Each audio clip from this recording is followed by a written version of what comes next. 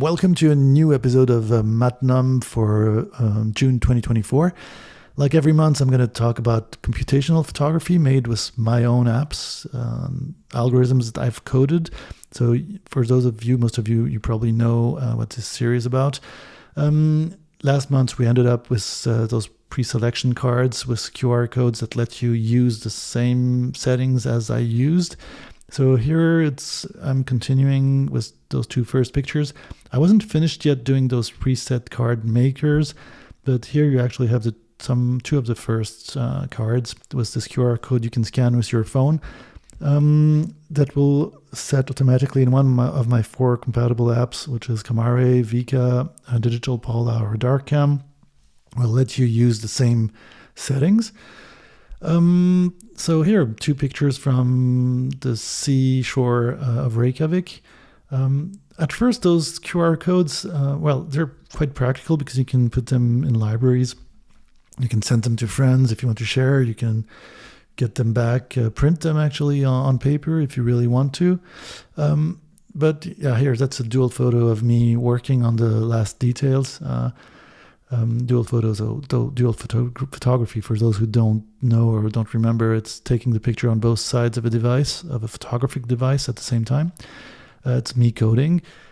So basically those QR codes were quite practical because like you've seen in the last few months, I mainly used my apps in random mode to try to test the algorithms, the software, to be sure that the apps kind of were stable. I'm alone on those, so not everything's perfect, but it works good for me and hopefully good for you too. But when I was doing those random, here are some details, for example, of Reykjavik. Sometimes some of the random presets generated where I thought very interesting and I would have wanted to use them in series. Like, for example, with Vika, you have 10 cameras in which you can load a preset and then you can do like if you had a standard film, you can work on series of the same treatment. I had the problem of sometimes having those, you have a variator for both the insaturator and the filmulator, and sometimes it was pretty hard to reprogram, and so the QR code was a really easy way to memorize it. So that's what I tried to do. Here again, a picture in random mode of the sea from Reykjavik and the volcanoes in the background. Pictures like that, sometimes the result I would really like if I had a certain roll of film, I would like to use it, and that's where the QR codes come in. Same here, 3 random photos. I guess the 2 middle and left are in Iceland. Not actually, yeah, probably. And the one on the right, that's the Keflavik airport. Again, here on the airport detail on the right, I like the colors, I like the construction, I like that person on the second floor. That's waiting for some plane.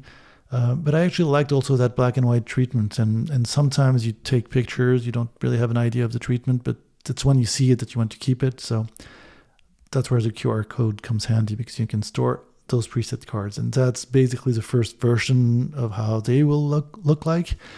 I will keep the compatibility in the future. If I add new stuff in those preset cards, it was built like this. But yeah, here, one example of a scene taken from an airplane window of a sunrise. And yeah, basically you have the insaturator first, rondy, the RD bug color 200, that's filmulator, that's the last treatment layer. The first treatment layer is the insaturator, that's rondy. But you actually have everything with the modulator value in the QR code. Then that's why the presentations I'm going to do here are going to be quite different than in the past from now on, because I will always have the QR codes, and I might be more focused on doing series with one preset. Here again, a different view, a different setting of this view from the airplane window. Again, another one. Here it was not in portrait, but in panoramic view. Or here, that's flying towards Sevilla, south of Spain, using the experimental editor of Kamare. Three very different renderings of the same scene. So this month is going to be a little bit, in between series. I didn't really know how to present the QR code until confronted to it for this presentation. So shall I present 3 pictures like this and then the 3 QR codes? Wasn't very sure. Actually, you can scan them here if you want. If you're interested in those from now on, you can actually scan them if you have the apps, and you will have the same preset in your apps. Or shall I present them tiny on the side, like here? It's a little bit too condensed, I believe, and the codes are very small, so you really have to present everything in full screen in order to be able to scan correctly the QR codes. So yeah, that's again a view of the sceneries going flying towards Sevilla. Same thing here, same kind of presentation. I feel it's a little bit too packed with too much information and don't really enjoy the pictures as well if you have the QR codes on the side. Maybe I'll find another way in the future, but I sort of finally went to the idea of presenting a few pictures and then showing the QR codes. So that's what we're going to do now. Here are two pictures of Sevilla just before landing, middle and left, with two different treatments. One small detail of the Sevilla airport on the right that I found, I don't know, I liked this picture. Same here on the left, two details of the city of Sevilla. I had maybe visited once a long time ago, but really no real memories of it. So that was, for me, it was 1 week working there, and it was the occasion to take pictures and do my work too. Here are the 6 QR codes for the 6 preceding pictures if you're interested. So don't hesitate to pause the video and go scan the one that you like. Sevilla was really warm in that period of the year. Again, 2 details, one pigeon, which could have been anywhere basically, but I kind of liked the rendering in random mode. This swimming pool was this black and white-ish preset, which I liked. I actually liked the matter that came out more than the subject. But yeah, the picture made sense for me. Or this building, this brick building, which I found interesting, was this combination of insaturator and filmulator. Also in Sevilla, the middle picture here is the Museum of Contemporary Art. It's in this huge convent or castle, I'm not really sure. Incredible place, great exhibitions. On the left, that's the river in the middle of Sevilla, was this huge building, this sort of skyscraper, modern in the end. And those 3 pictures, actually, I put them together because they were very stylized. And I think it's in those stylized presets where it's, when you like the result, it's nice to have a preset card, because the variator might be set to some weird value, which is hard to remember precisely, and that's where the QR code is really good at. What further? Well, anyways, the picture on the right, it seems very abstract, but it's a detail of a sculpture in that museum. Here are the 6 QR codes if you liked one of those styles before. So that last picture here, we see actually what the art piece was. It was basically me doing a close-up of this huge incredible mobile in one of those incredible buildings too. Lots of history and lots of architecture. Really well, I really like the museography. Some won't, but I did. And for example, those 2 monumental pieces, it's one piece, but this piece, those 2 pictures, middle and right, that's in the middle of a church in that complex. And very, very impressive, I really liked it. And again, here a view from inside this huge piece that's made of earth and probably fiberglass, not really sure, or some kind of construction holding this whole piece together. Really nice in that church. Here again, very different rendering. And yeah, here you have the 5 last pictures, QR codes, if you like the looks and you want to use them in your own apps. And yeah, visiting this museum, very interesting pieces. This dual photography, which is on the left, that was basically it was a South American artist showing some kind of view on North America, basically. Interesting work, we don't like, but I thought the dual photography was kind of interesting in that case. Interesting view on the United States.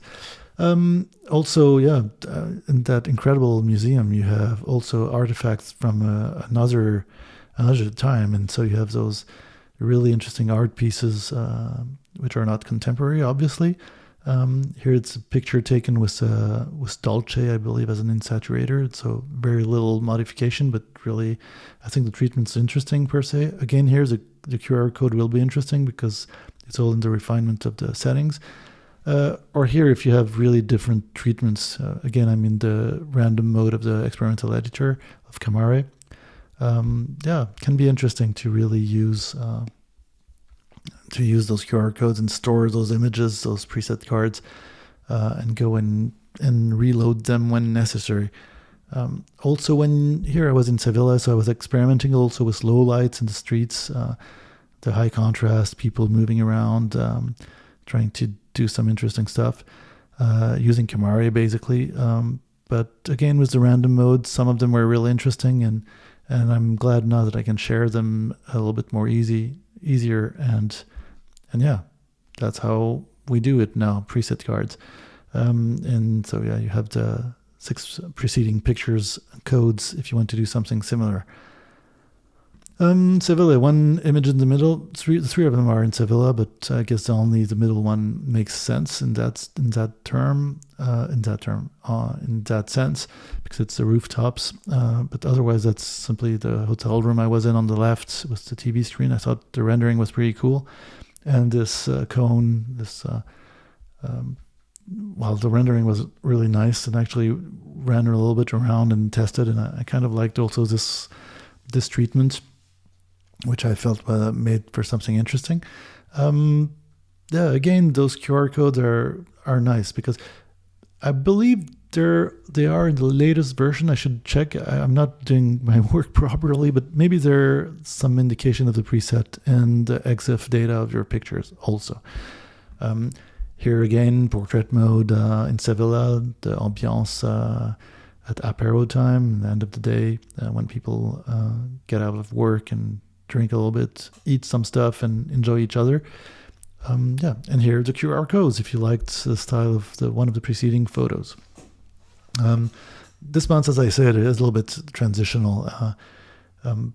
Again, I'm going to talk mainly about the QR code utility. And here, for example, in very stylized situations, like with those really 3 treatments of the image, I think it's interesting to keep those preset cards somewhere, and once you want to use them for certain situations, you have them at hand because you remember what kind of image was interesting. So that's a sunrise from the airplane, or here a sunset in Iceland on the coast of the sea near Reykjavik, with a treatment I really found interesting and very soft and subtle.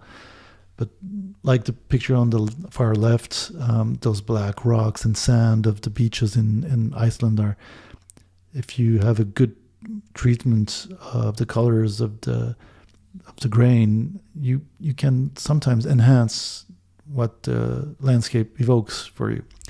In the middle, that's basically somewhere in the middle of Iceland. And on the right, that's in Geneva in Switzerland, just a detail of this guy standing in front of that building in one of the big parks. But here, you have the QR codes. If you liked one of them, you can...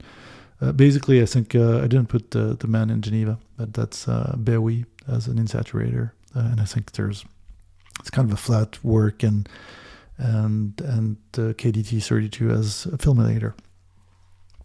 But otherwise, you have the other QR codes.